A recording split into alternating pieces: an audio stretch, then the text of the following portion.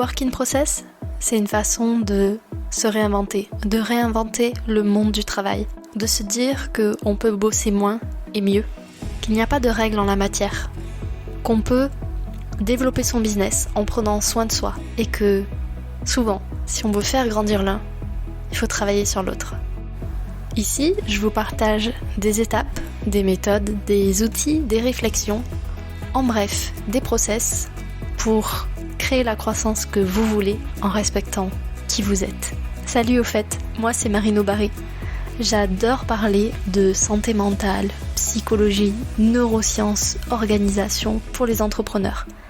J'aime parler de croissance saine, de transformation des entreprises pour un monde pro meilleur, plus joyeux et plus chaleureux. En bref, parler d'entrepreneuriat respectueux de qui vous êtes. Ça vous parle ? Alors abonnez-vous à Work in Process et surtout écoutez bien l'épisode jusqu'au bout. Bonjour, je suis ravie de te retrouver dans cette saison 2 de Work in Process avec mon tout premier épisode invité de la saison. Et j'ai pas fait appel à n'importe qui puisqu'aujourd'hui on va parler d'une thématique qui me tient particulièrement à cœur. Pas parce que ça fait 10 ans que je bosse là-dedans, mais parce que c'est vraiment important pour moi à travers Work in Process que tu prennes soin de toi. Alors aujourd'hui, j'ai le plaisir d'accueillir sur le fauteuil des invités de Work in Process Mathilde Mathieu. Salut Mathilde, comment vas-tu ? Bonjour, je suis ravie d'être ici. Merci beaucoup pour l'invitation. Eh bien, merci de l'avoir accepté. Alors, Mathilde, pour les personnes qui ne te connaissent pas, toi, tu es kiné depuis 13 ans maintenant.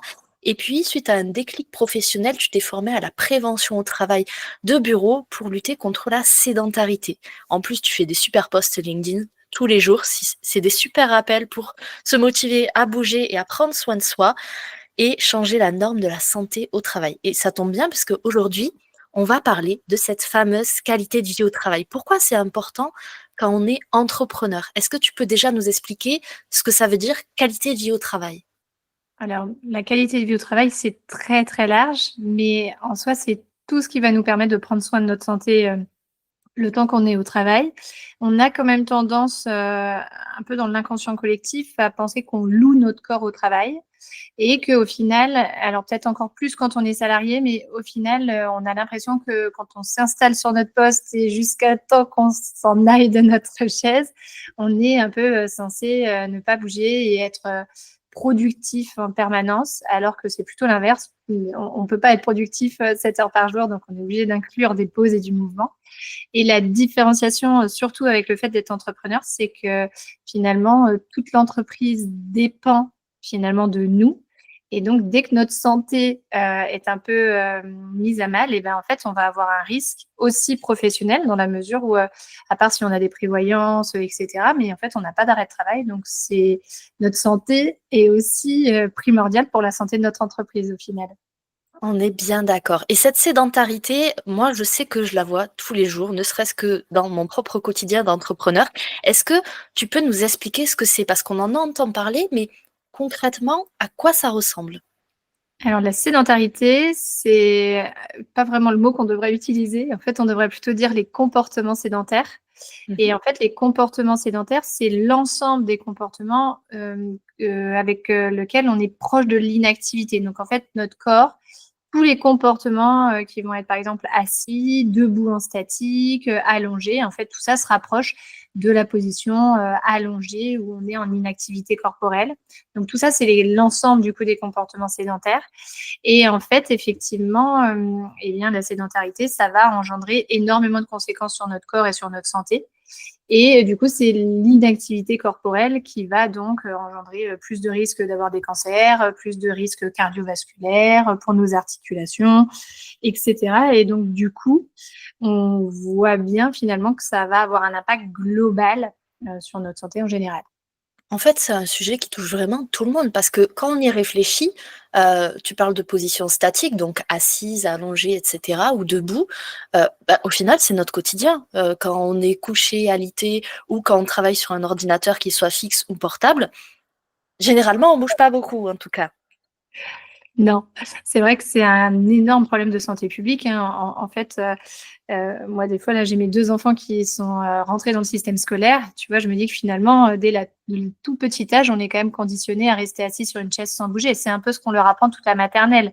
Tu vois, et Mmh. ça paraît fou, dans la mesure où maintenant, en tant qu'adulte, moi, mon message, c'est d'essayer de casser ces habitudes et alors qu'on nous a appris à être un peu le bon petit soldat, devant son ordinateur, à travailler 7 heures par jour, alors que pour notre santé, c'est absolument, pas du tout ce qu'il faut faire.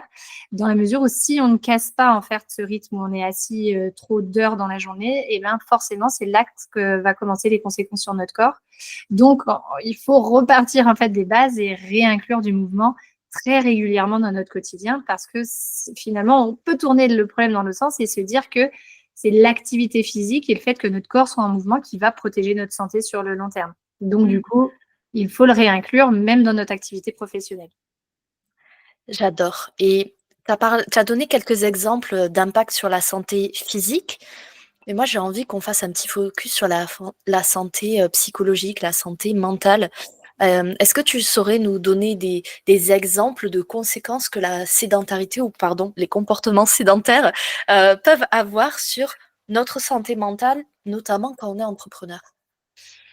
Alors en fait, déjà, en toute logique, le fait de ne pas énormément bouger notre corps, on va avoir une moins bonne circulation sanguine. Donc on imagine aussi que notre cerveau va être moins bien irrigué, donc notre sang moins bien renouvelé, et cetera. Donc forcément, si notre cerveau est moins bien irrigué, eh bien on va avoir au bout d'un moment une baisse de la concentration, une baisse de la productivité.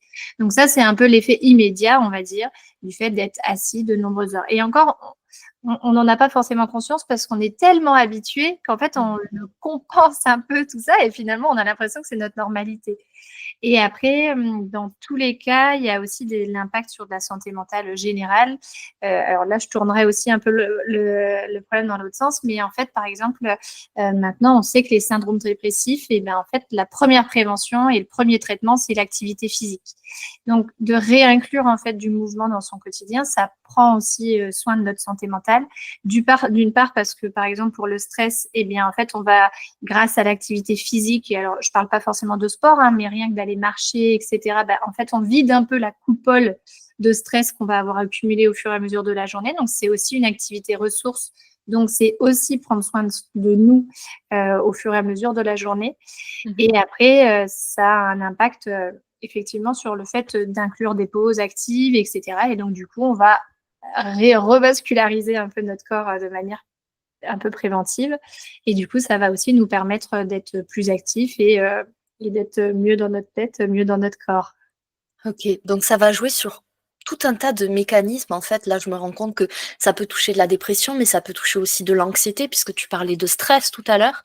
Donc au final, l'activité physique et on précise bien que c'est pas forcément du sport à haute intensité. Marcher, c'est déjà un bon début ou faire quelques étirements, c'est déjà un bon début. Mais ça peut contrer, ces effets négatifs de la sédentarité. Il faudrait quoi comme routine dans l'idéal, quand on est entrepreneur et qu'on bosse à la maison, éventuellement qu'on a des petits loulous, à s'occuper? Comment est-ce qu'on peut prendre soin de soi, en fait, vu qu'on bosse sur notre ordinateur toute la journée? Alors, contrer la sédentarité, c'est quasi impossible au final, Mmh. parce qu'en fait, on est vraiment beaucoup trop d'heures assis. Il y avait un médecin qui disait que pour contrer la sédentarité, d'une journée, il faudrait 2h30 de sport par jour. Donc tu vois, c'est énorme. Ouais. Donc en soi, je pense qu'on peut plutôt essayer d'éviter d'avoir le moins d'impact possible. C'est en tout Mmh. cas ce qui est le plus réaliste et pour avoir le moins d'impact possible, il faut d'une part inclure, de l'activité physique dans son quotidien de manière générale. Donc là, ça va être les fameuses 30 minutes d'activité quotidienne par jour. Il parle par exemple aussi en termes d'intensité, ça représente 75 minutes d'activité intense par semaine. Donc là, c'est où tu es quand même assez essoufflé. OK. Ou alors 150 minutes d'activité modérée. Donc du coup, ça, c'est à inclure de manière globale dans notre semaine, en sachant qu'on a toujours un peu l'impression que quand on a fait notre heure de sport hebdomadaire, on a protégé notre santé, ce qui est pas tout à fait vrai, parce qu'une heure de sport, ça va protéger entre 24 et 48 heures notre santé. Donc du coup, c'est bien plus efficace de les séquencer, plutôt que de faire 2 heures le week-end. Finalement, c'est c'est mieux pour notre santé de faire 1 heure et 1 heure, voire 1 heure encore après. Et après, l'autre chose qu'il faut faire absolument pour contrer la sédentarité, c'est de se lever régulièrement. En fait, l'impact de la sédentarité, il arrive à partir de 3 heures assis, où là, ça va commencer vraiment à impacter notre corps. Du coup, en fait, ce qui est conseillé, c'est de se lever toutes les heures, maximum toutes les heures et demie. Et on vous demande pas d'aller courir un marathon toutes les heures ou toutes les heures et demie, mais rien qu'en fait d'aller faire quelques pas, monter, descendre des escaliers, faire quelques exercices. En fait, on réactive nos muscles, on réactive nos articulations, on réactive notre circulation sanguine, on réactive aussi nos organes parce qu'en fait, finalement, vu qu'on est assis toujours enroulé en avant, et ben en fait, on va avoir aussi un moins bon renouvellement sanguin au niveau de nos organes, un moins bon fonctionnement. Par exemple, on a moins de brassage intestinal, donc ça peut aussi perturber notre digestion. Donc, en fait, on va avoir tous ces bienfaits-là, en fait, de se remettre en mouvement très régulièrement. Donc ça, c'est la deuxième action. Et la troisième action, si je peux dire, pour vraiment prendre soin de sa santé devant un ordinateur, c'est tout de même d'avoir un poste de travail avec des réglages assez optimisés. Parce qu'en fait, finalement, on aura beau mettre du mouvement dans notre quotidien toute la journée, si on est installé devant un poste de travail en travaillant sur un ordi portable posé sur son bureau sans avoir rehaussé l'écran, sans avoir réglé la distance. Alors, c'est des petits. Là, je donne quelques exemples, mais en fait, forcément, on va avoir un impact sur notre santé parce qu'on ne se rend pas compte, mais en fait, on fait énormément de micro-gestes répétés. Des toutes petites, même des rotations cervicales ou finalement une épaule ou un bras qui est un peu trop loin sur notre bureau, en fait, on va potentiellement engendrer des troubles musculo-squelettiques, donc des troubles musculaires ou articulaires. Et donc, d'avoir un poste d'être bien installé devant son poste de travail, ça va aussi diminuer la probabilité d'avoir des douleurs dans nos quotidiens professionnels. Super. Je te rejoins là-dessus parce que depuis que j'ai aménagé mon bureau avec un clavier ergonomique, une souris ergonomique, que j'ai bougé mon écran, etc., j'ai beaucoup moins de douleurs au cervical. Donc, ce que dit Mathilde, ça fonctionne. Donc, si je résume, c'est mettre du mouvement dans sa journée et pas forcément tout condenser en une seule fois, mais au contraire, le répartir dans sa journée, dans sa semaine. Prendre l'air aussi, parce que tu en as parlé tout à l'heure, mais réoxygéner son cerveau, ça peut aider à avoir des meilleures idées ou d'en avoir des moins pires en tout cas. Et puis après, il y a tous les classiques, alimentation, hydratation, ça on vous en a pas parlé, mais vous le savez déjà.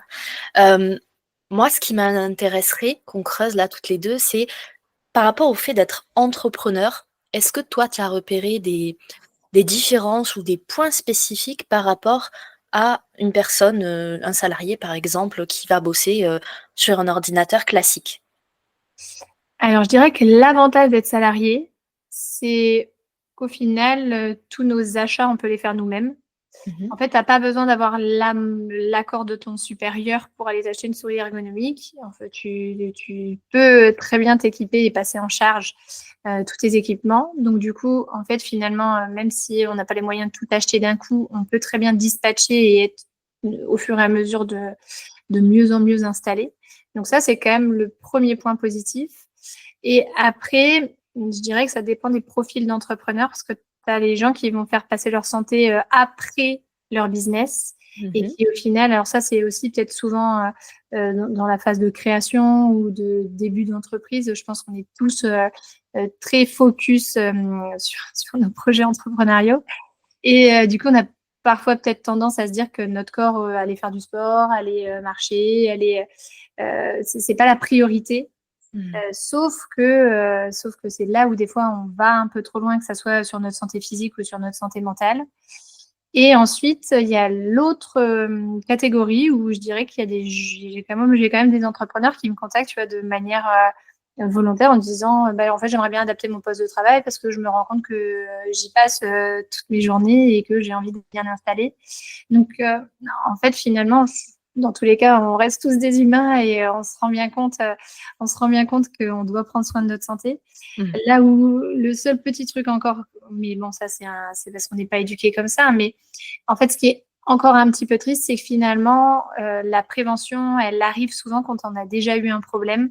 Et en fait, quand on commence à ressentir les douleurs et que là, on a un petit coup de flip en se disant finalement, elle me quitte pas beaucoup, ma petite douleur, je vais peut-être faire quelque chose. Donc, en fait, on chope beaucoup plus les gens un peu dans le problème aigu quand finalement un problème de santé que comme ça, directement en se disant tiens, je vais bien m'installer et inclure des exercices dans mon quotidien. Sinon, finalement, j'aurais beaucoup plus de gens de 20 ans qui me suivent que de gens de 40 ans. C'est un message subtil et pas du tout visé. Mais en attendant, c'est vrai que tu as totalement raison. Tant qu'on n'a pas de douleur, on se dit que tout va bien. Et ça peut être vrai, mais c'est pas forcément le cas. Et c'est important d'agir en prévention pour justement éviter de se retrouver avec le dos bloqué, de plus pouvoir travailler et du coup que notre business en pâtisse. Tu parlais de matériel tout à l'heure et je repensais à un contenu de toi que j'ai vu il y a quelque temps sur LinkedIn où tu parlais des différents types d'assises. Parce que la sédentarité, on est d'accord, on va être souvent assis à une table, à notre bureau, sur une chaise, le plus souvent à roulettes. Mais grâce à toi, j'ai découvert qu'il y avait plein de types d'assises possibles. Est-ce que tu voudrais nous en parler pour ouvrir les chakras des personnes qui nous écoutent? Alors, c'est vrai qu'en fait, on voit toujours le bureau comme un bureau classique, une chaise, et finalement les standards un peu d'un bureau classique, alors qu'en fait, maintenant, il existe énormément de matériel différent qui va permettre quand même d'inclure du mouvement beaucoup plus facilement. On peut quand même commencer à parler du bureau assis debout, qui est quand même maintenant, je pense, le bureau qu'on devrait tous acheter dès qu'on renouvelle son bureau, en tout cas. Alors, ça révolutionne pas la vie, hein, parce qu'en fait, c'est prouvé que d'être debout en statique devant son bureau, c'est pas forcément le top pour notre circulation sanguine. Par contre, moi, je pense que c'est pas du tout un outil à décrier dans la mesure où, en fait, ça permet d'inclure du mouvement beaucoup plus facilement. Quand tu es debout devant ton bureau, tu peux très facilement faire quelques pas et bouger un peu tes pointes de pied, faire quelques squats. Moi, quand je travaille debout, finalement, c'est très facile, je trouve, d'inclure du mouvement un peu de manière naturelle, finalement. Et ça va permettre aussi de varier les positions, parce qu'en fait, sur notre chaise, on est toujours hanche 90, genou 90, dos un peu arrondi, alors que finalement, quand on va avoir un bureau assis debout, on va pouvoir varier les assises. Donc, on va pouvoir, par exemple, mettre un tabouret assis debout ou un tabouret de barre, donc ce qui va faire qu'on est un peu plus vertical, donc nos hanches un peu plus ouvertes et nos genoux aussi. On a donc la position debout. On peut inclure facilement un ballon, ce qui va faire qu'on va pouvoir aussi être plus mobile finalement alors qu'on est en train de travailler.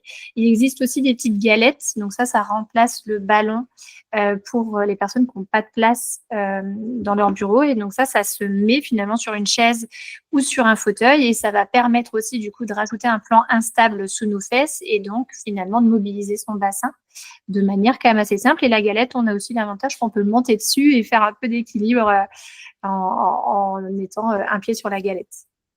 Pour ceux qui regardent la version vidéo du podcast, moi présentement, donc j'ai mon bureau assis debout, je suis debout exprès pour cet épisode, et du coup j'ai un repose-pied qui est un petit peu arrondi, donc c'est pour ça que vous me voyez bouger de temps en temps, c'est qu'en fait ça me permet de justement mettre du mouvement, même modéré, pendant cet épisode.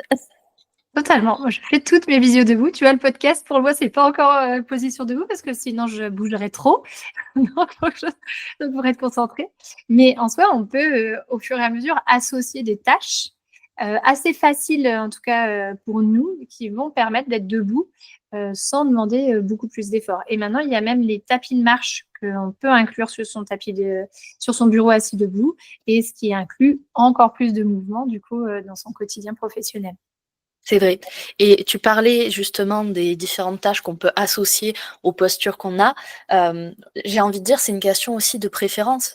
Moi, j'ai remarqué que faire des rendez-vous quand j'étais assise, j'avais moins d'énergie, je convertissais moins quand c'était avec des prospects, les épisodes de podcast étaient moins dynamiques, tandis que là, quand je suis debout, j'ai l'impression que les chakras, ils circulent mieux, l'énergie circule mieux et que c'est beaucoup plus dynamique. Mais encore une fois, il faut que vous regardiez ce qui vous correspond à vous et ce que vous pouvez inclure dans votre quotidien. Totalement. Après, c'est toujours, en fait, c'est là où c'est compliqué, c'est qu'il faut toujours trouver une alliance entre ce qui nous correspond le mieux, parce que, en fait, le but est de tenir sur le long terme. Mais d'un côté, on ne peut pas non plus ne pas inclure les injonctions de santé, parce que, par exemple, alors moi, par exemple, je pratique le yoga et la course à pied, et finalement, les gens qui ne pratiquent que le yoga, eh bien, en fait, ils vont jamais stimuler leur cardio. Donc, en fait, finalement, tu es quand même aussi obligé de réfléchir un peu en globalité et de travailler plusieurs aspects de sa santé et non de faire uniquement ce qu'on préfère, parce que sinon, ça serait merveilleux, mais ça marche pas comme ça pour la santé et pour le corps humain. C'est bien vrai. Donc, du coup, dans les disciplines au niveau de l'activité physique, tu as parlé du cardio, il y a tout ce qui est souplesse, équilibre avec le yoga. Qu'est-ce qu'il y a d'autre? Moi, je recommande toujours de travailler, en tout cas en termes de santé physique, de travailler et la mobilité articulaire, parce que finalement, on la perd beaucoup. Donc, même sans, par exemple, pratiquer le yoga, hein, mais en fait, par exemple, la dernière fois que vous avez peut-être levé les bras au ciel et mis votre épaule le plus possible en arrière, en fait, ça n'arrive pas dans notre quotidien, ou aussi pour préserver son dos, d'aller en extension complète. En fait, on ne le fait plus, ces mouvements où on va en fin d'amplitude de nos articulations. Donc, c'est quand même utile de les conserver parce que quand on aura 80 ou 90 ans, on sera content de pouvoir encore mobiliser nos articulations le plus possible et c'est ça qui les garde en bonne santé. Du renforcement musculaire parce que c'est pareil, en fait, à partir de l'âge de 30 ans, on commence à perdre de la masse musculaire. Et ce n'est pas à partir de 50, 60 ans comme peut-être dans notre inconscient on pourrait avoir, mais c'est très très tôt. Donc en fait, pour contrer cette perte musculaire, en fait, on est obligé de renforcer nos muscles. Alors, c'est pas forcément prendre des poids et tout ça, mais rien que des exercices au poids du corps, tout ça, c'est important de garder nos muscles en bonne santé. Et au bureau, on est quand même soumis aux gestes répétitifs. Donc, il y a beaucoup de gens qui font des tendinites. Donc, du coup, c'est intéressant aussi de garder ce travail musculaire. Il y a le travail de l'équilibre parce que c'est pareil, en fait, on ne travaille plus du tout notre équilibre et c'est aussi, en fait, on le perd au fur et à mesure. Donc ça, c'est pareil à travers, par exemple, le ballon. Ça va nous permettre de travailler aussi notre équilibre et notre conscience finalement de notre dos. Et donc ça, après, c'est d'être debout et de faire des exercices, par exemple, sur un pied ou les yeux fermés pour stimuler un peu plus notre équilibre. Et il y a aussi le cardio, parce qu'en fait, on est tous beaucoup trop sédentaires. Donc, du coup, notre cœur n'est pas soumis à assez d'efforts. Donc, aller faire des exercices où on stimule un peu notre cœur. Donc, c'est pas forcément aller courir, mais par exemple, même dans sa marche, quand on est en train de marcher, de faire des accélérations d'une minute, en fait, ça va quand même protéger notre cœur parce qu'on va le pousser un petit peu dans ses retranchements. Et en fait, il faut quand même stimuler son corps. Des fois, on a un peu l'impression que moins on en fait et plus on économise notre corps. Et en fait, pour la santé, c'est totalement l'inverse. Plus on va le solliciter, plus on va avoir d'impact sur nos articulations, sur nos muscles, plus on va être en bonne santé. Alors, je ne vous parle pas de faire des ultra-trails et tout ça, mais d'entretenir régulièrement nos capacités corporelles, en fait, c'est la clé et ça paraît en fait tout à fait logique. Hein. Moi, je te partage une astuce parce que j'aime pas du tout courir. Marcher, j'aime bien, mais ça a tendance à m'ennuyer très rapidement, même si j'écoute des podcasts. Du coup, ce que je me suis mise à faire, c'est des sessions de danse cardio dans mon salon, comme ça personne ne me juge. Et je fais ça sous des séances de 20, 30, 40 minutes. C'est très cardio, ça, je peux te l'assurer. Et ça me permet justement de pouvoir bouger, d'évacuer ce stress et de me dire que j'ai fait ma BA pour mon corps et qu'il me remerciera plus tard. Il y a plein de choses. Hein. Il y a des gens qui font du crossfit, tu as du HIIT, en fait, il y a tellement de disciplines qu'on ne connaît pas forcément. Et je pense qu'il ne faut même pas s'interdire de changer, tu vois. En fait, des fois, on a commencé une discipline, on se dit, oh là, il faut que je continue. En fait, rien ne nous empêche de tester une vidéo YouTube et le tout est d'essayer de ne pas se blesser et toujours de reprendre dans la progressivité parce qu'en fait, on a toujours un peu tendance à croire qu'on continue d'avoir 15, 20 ans et de reprendre une activité physique d'un seul coup. Alors, c'est juste la seule erreur à pas faire. Il faut toujours mettre de la progressivité, même pour la reprise de la course à pied. Le nombre de patients nous qu'on voit arriver parce qu'ils ont commencé à recourir et qu'ils ont fait 10 bornes, je dis, mais ça marche pas comme ça. En fait, le corps humain, vous n'avez pas couru depuis 10 ans, donc non. En fait, il faut toujours commencer par des efforts faibles et au fur et à mesure, remettre un peu plus, un peu plus, un peu plus et écouter toujours les ressentis de notre corps pour qu'en fait, notre corps ait le temps de se réadapter à la charge qu'on va lui mettre et à l'impact qu'il va subir lors de l'activité physique. Et une fois qu'on respecte ça, réellement, on peut reprendre énormément de sports différents. Il n'y a aucune problématique par rapport à ça. Ouais. Ça me fait penser à une idée reçue. Tu as peut-être déjà entendu cette citation qui dit: «C'est comme le vélo, ça s'oublie pas».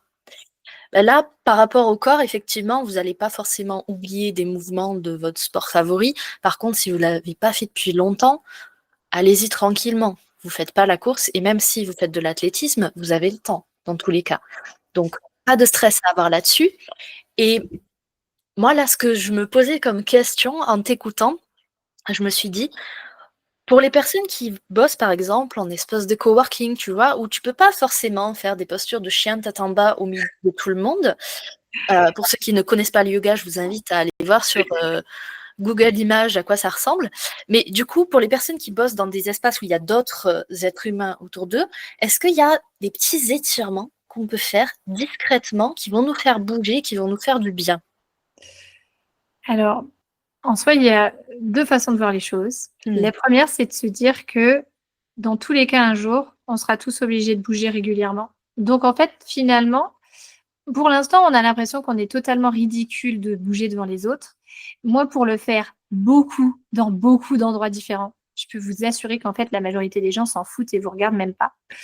Mais je comprends qu'il y ait cette gêne, hein. Nous, on l'a, très souvent, mais en fait, je pense qu'à force d'en faire, tu regagnes confiance, dans ton image corporelle et tu t'en fous un peu. Moi, je pense que je montre des exercices, à chaque fois que je suis au cabinet, toute la journée, des trucs, les plus ridicules possibles et en fait, tout le monde le fait sans même se poser la question, juste parce que tu es dans un cabinet de kiné. Ouais. Alors que dans ton monde professionnel, ça te paraît complètement fou de vouloir bouger ton corps. Donc je pense qu'en fait, il faut des pionniers qui vont remettre de l'activité dans leur quotidien sans se préoccuper du regard des autres. Et en fait, au fur et à mesure, les autres vont suivre.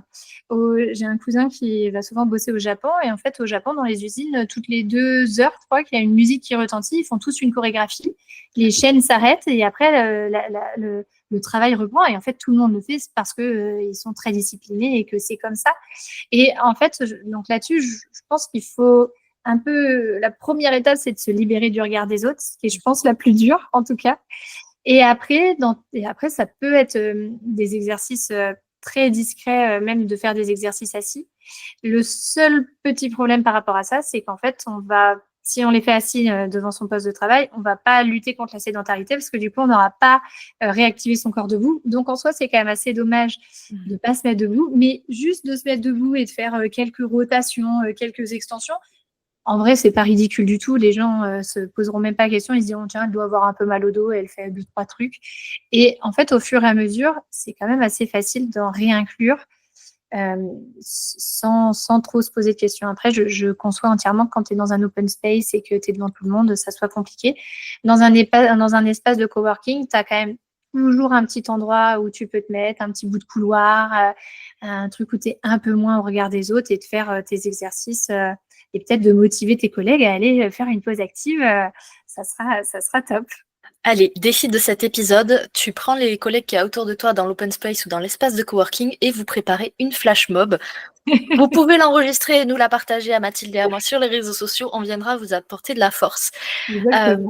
Plus sérieusement, moi je trouve que c'est intéressant ce que tu dis parce que j'étais persuadée que même en étant assise, si par exemple je faisais des mouvements d'épaule, de cervicales ou juste bouger une partie de mes jambes, je luttais contre la sédentarité. Mais en fait, il faut aller plus loin que ça.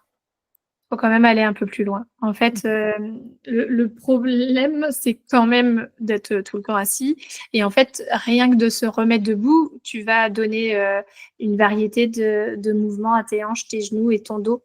Donc en fait, rien que pour ça, c'est quand même utile de se mettre debout et d'aller faire quelques pas. J'avais lu un livre où il disait qu'en 7 pas, tu avais commencé à réactiver ta circulation sanguine. Donc, tu vois, finalement, il y a vraiment des petites choses à faire qui vont quand même changer réellement notre santé sur le long terme. Je pense que le plus dur en termes de santé actuellement, c'est qu'on n'a pas du tout le regard entre nos comportements du jour et l'impact que ça va avoir sur notre santé. Finalement, tu ne te dis pas que c'est parce que tu es assis toute la journée que tu vas avoir finalement un cancer ou un diabète plus tard, alors qu'en fait, la science prouve le contraire. C'est juste, ou en tout cas, ça y participe. C'est juste qu'on n'a pas du tout ce regard entre nos actions immédiates et l'impact que ça a réellement sur notre santé. Et là, je suis en train de monter ma petite plateforme pour mon auto-promo exactement sur ce concept parce que je suis persuadée qu'en fait, si on avait réellement ce regard immédiat en se disant, en fait, finalement, de ne rien faire, j'ai mangé peut-être 1% de ma barre de batterie et de bonne santé. Donc je pense il faut revoir un peu le problème dans l'autre sens et se dire que tout ce qu'on fait à l'instant T a quand même un impact sur notre santé, peut-être dans 2 ans, peut-être dans 3 ans, peut-être dans 10, on ne sait pas.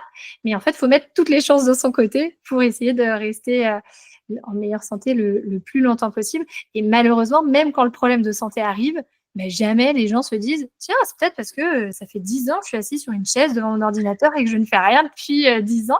Personne ne se le dit. Alors Oui. qu'en fait, potentiellement, tu vois, nous les gens, quand ils viennent et qu'ils ont mal à l'épaule, des fois ils me disent j'ai fait un déménagement, mais c'est pas le déménagement le problème, c'est que le corps il s'est tellement affaibli au fur et à mesure du temps qu'il est plus capable de supporter un déménagement. C'est pas parce que le déménagement c'est mal. Et en fait, on voit le problème un peu dans l'autre sens et qu'il faut en fait remettre son corps au centre et le refortifier et le rendre plus mobile pour éviter les problèmes de santé futurs. Génial. J'adore cette image du déménagement parce que ça va parler à beaucoup de monde, à mon avis. Et effectivement, c'est pas les cartons ou le canapé que vous avez porté qui vous a occasionné la douleur. Peut-être que ça l'a réveillé, ça, c'est probable. Mais effectivement, c'est le principe en fait de l'effet cumulé. C'est plus tu cumules des bons comportements et plus tu as de chances d'avoir des résultats positifs en business comme dans la santé. Et à l'inverse, plus tu vas cumuler des comportements pas très sains, et plus tu as de chances ou de risques plutôt d'être en mauvaise santé plus tard. C'est exactement ça. Après, ce qui est hyper dur, c'est que dans tous les cas, tu n'auras jamais la certitude. En fait, finalement, c'est pas parce que tu vas mettre tous les bons comportements de ton côté que tu seras jamais malade. Mm. On connaît tous, le nombre de fumeurs qui me disent oui, mais attendez, Micheline n'a jamais fumé de sa vie, elle est morte d'un cancer des poumons. Ah oui, c'est vrai. Des fois, tu as des gens, ils fument pas, ils boivent pas, ils font du sport et ils ont quand même une maladie. Il y a le stress qui est à prendre en compte aussi. Enfin, il y a les facteurs environnementaux. Il y a tellement de choses qu'on peut pas tout contrôler. Et personne n'est parfait. Hein. Enfin, moi, je lutte contre une addiction au sucre. Tout le monde a ses problématiques auxquelles il faut aller essayer d'améliorer. Mais dans tous les cas, en fait, d'essayer d'aller le plus possible vers le positif, vers le maximum de curseurs au niveau de notre santé, on met quand même plus de chances de notre côté de le rester, en tout cas. Ouais. Et justement, tout à l'heure, tu as dit quelque chose de très déculpabilisant. Enfin, en tout cas, j'ai trouvé au niveau du mouvement et de l'amplitude des efforts qu'on pouvait faire dans notre quotidien. Ça m'a fait penser au fameux faites 10 000 pas par jour. Qu'est-ce que tu en penses de ça?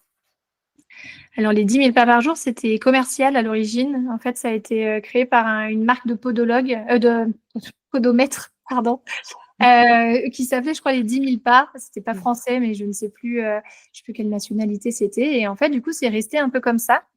Donc, en fait, on est resté sur les 10 000 pas. Les 10 000 pas, ça peut être un peu culpabilisant parce qu'il y a des gens, il faut le dire, ils atteignent même pas les 1000, en fait. Et voire même, je crois que j'avais une copine qui bosse de chez elle qui me disait que des fois, elle faisait 400 pas à la journée. Enfin, tu vois, finalement, 10 000 pas, ça paraît fou de le faire. Après, il y a plein d'études différentes. Donc, au niveau des chiffres, finalement, je pourrais pas vous dire exactement combien de pas il faut faire par jour. Mais ce qui est sûr, c'est que faut aller vers le plus d'activité physique que l'on peut.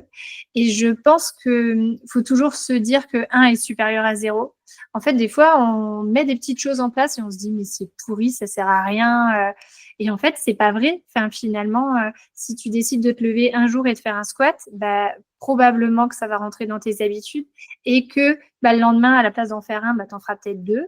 Et puis peut-être qu'un jour, tu iras mettre tes baskets. Et puis peut-être que... Et en fait, finalement, on change progressivement notre identité. Je pense qu'on a aussi un gros problème de croyance et d'identité qu'on peut se fixer, en tout cas en termes d'étiquette. Et il y a des gens, par exemple, qui me disent « je déteste le sport ». Ok, mais on ne te demande pas d'être sportif.